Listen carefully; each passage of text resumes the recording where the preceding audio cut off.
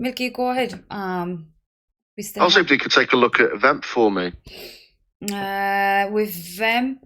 I think we need to go to Dex tools because there are two. Yeah, the chart on what's it called Trading View doesn't really Mm. have. It doesn't give us all the information. Sorry there. All right. Make this bigger.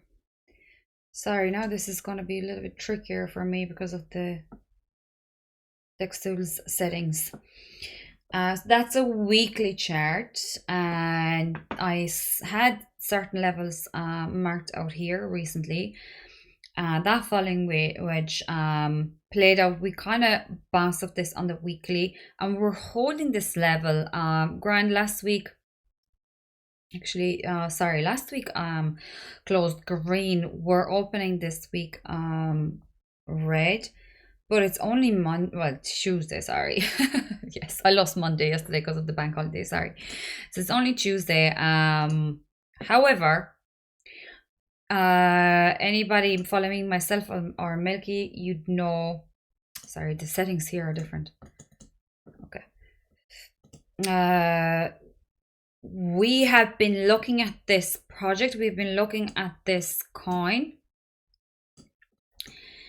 And it is one I would be looking to buy in around those levels, and trying this DCA and accumulate as much as I can from here down to even the bottom here. This is where it opened at 2 cents 7 when it was launched, and it is still trading above that price, which to me, given how many coins, this was only launched like last year, November. I'm not sure. It's something in that. It's sure it is November anyway. Last year, as far as I remember, that's when they launched. So it's not even a year old coin. It is, to me, a good sign seeing it. Yeah. Why is it blocking the view? I can't see, guys, I'm sorry, but it is November. So seeing it trade above the level that it launched, given how the market was, to me it really shows strength. And yeah, it's around 20% above the launch price. I'll just go down, guys, to the daily. So we are in this accumulation zone, and you can see clearly how it is kept within this range. Even if the price was to drop down to the levels of last year's launch day, these would be certainly good levels to look at this project and keep adding to your bags. Milky, did you want to say anything about VEMP? Oh, there's absolutely loads I could say about VEMP, to be honest. I mean, it's one of those projects that the more I learned, the more I came to appreciate what it was and what it offered. It's definitely unique in its concept and what it's delivering to the community. It's struggling at the moment when it comes to actually getting its word out about what it does. And I think there's up until they updated their recent white paper. Because I didn't like the original white paper, as I told them myself, and so they have actually taken it on board and they've updated it, and now it's a lot more visible on what it is that they're doing and trying to do. And it's absolutely remarkable. I mean, if you check out their YouTube channel on its own, then you'll get to see exactly what it is that they're doing, and it's brilliant. I don't want to say too much about it, to be honest, because we're going to be covering a lot of it in the AMA tomorrow. So I'm very, very, very promising project.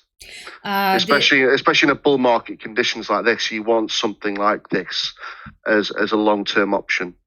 Yeah, I did it's literally like a 5-minute video about it, just to summarize what they do. and it's impressive. It's definitely impressive with all the avenues in terms of passive income and how it's all incorporated. You have a team that has made sure they've put amazing concept and they made it work, and it's been working. It's a pity, like Milky is saying here. Maybe it is actually a blessing in disguise, because it is a monster of a project that has huge potential. So maybe it isn't really. Yeah, I wouldn't be saying, like, that when you said Milky, they don't have enough exposure or whatever.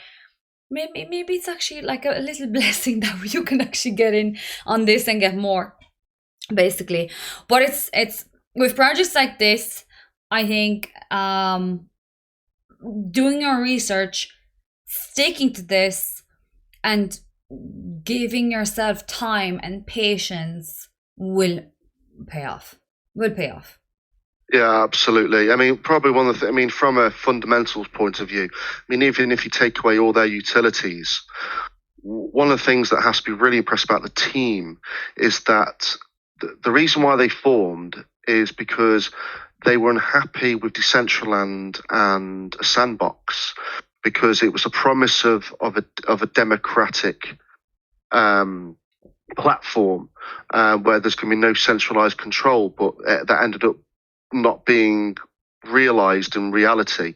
And so, these passionate people of those communities came together to create the empire, and they've kept to that promise of complete decentralization. If you check out, I mean, I've issued the updated report recently, but I'm going to also do it on put my report onto Medium for people to see.